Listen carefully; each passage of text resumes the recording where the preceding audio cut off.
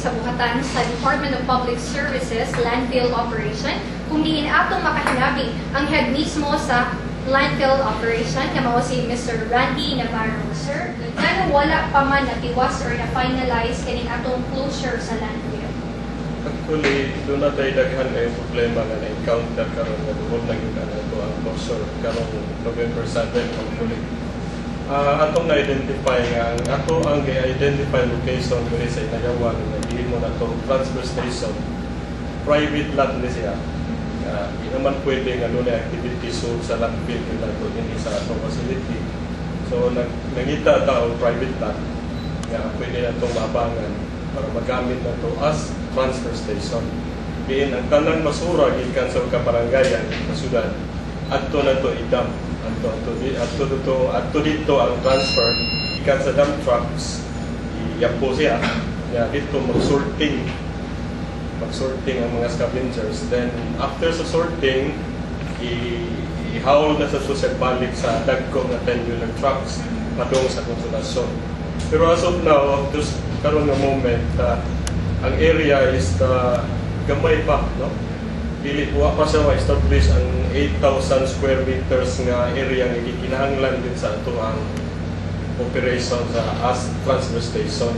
Depende sa volume sa basura nga masud sa lot. Usa na mao na siyang problema.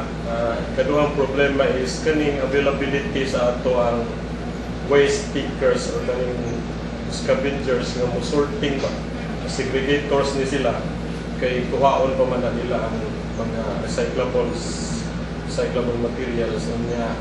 At ito sa plastics nga ikinhanglan yun nato nga i-separate para ang residual waste na lang yun ang nato i-dump, dispose dito sa Konsolasyon para minus ato ang bayan dito sa Konsolasyon. So, hoping 50% sa 400 tons a day more atong malapay sa Konsolasyon para makasave pa. Na ay upan pag yung mga problema like kanyang memorandum of agreement between sa mayor, the city and the Konsolasyon landfill.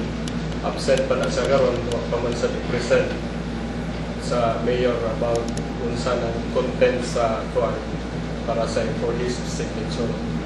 Ang city council siguro po magkihanglan sa sunod siya o council solution sa mayor to enter into contract with the landfill Konsolasyon. Sir, unsa man ning MRF or Material Recovery Facility nga gipangandaman karon sa 8 ka mga barangay dili sa Sugbo?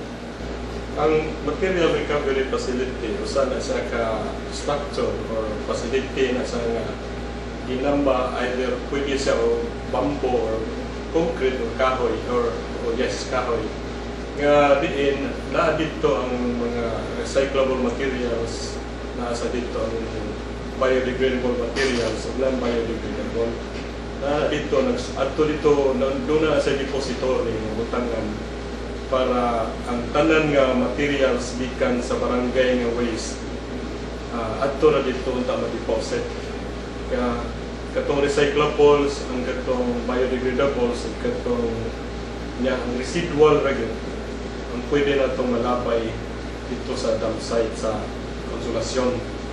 Na-identify na to ang 8 ka barangay dito sa syudad nga doon ay material recovery facility. Pero natay mga problema nga encounter dito kaya ang uban nga barangay dili kayo cooperative pag-functionalize sa material recovery facility. So far, gihatagan man silang mga equipo para magamit ang MRF. Wala lang siguro kayo magamit pa karon pero ang office sa solid waste management nagpahamtang yun o kanang monitoring o pagpursige sa mga barangay nga mo himo sa ilahang pag-process sa mga waste diha sa material recovery facility. Sir, kung ikumpara nato sa mga niaging katuigan, naabay mga nindot or mga positive effects ang segregation nga kaniadto wala gyud kaayo na natutukan? Naagyod ako kayo epekto based sa atong data in 2007. Ang volume nga ang weight nga maabot din sa total weight nga maabot diri sa kanang landfill nato sa Inayawan is 450 tons a day average na siya. Pero karon nga since pag-implement sa no segregation no collection policy atong April 1 ang nakuha na nga data is very kuan. Ang biodegradable is mo timbang na lang og 420 katonelada ang average sa biodegradable. Unya sa non-biodegradable moabot na lang 323 katonelada. Instead nga last 3 years ago mga 450 tons guna siya. Guna siya mo minus. Karon dako kayo relevance nga mo minus gud siya. Minus siya. Unya na-implement sa nato nga no segregation no collection sa household level padaan. Nagdisiplina na tadaan sa ato ang community. Kay ang tanan ni participate man, even mga eskwelahan, public schools o private schools, hospitals, tanang establishments ron nag-impose magyud sila sa segregation at source. Gilain nila ang plastic, gilain nila ang biodegradables, gilahit sa nila ang mga recyclables. Ano siya itong mga African night crawlers. Muna sa gikan sa ato ang biodegradables, gi-process na to. Ang katong material nga gi-shred, katong gibutang dinhi. Gibutangan na to kada usa ka bed, gibutangan na to 1/2 kilo nga kining African night crawler. Nga after 20 days moabot ni siya og 5 kilos after 20 days.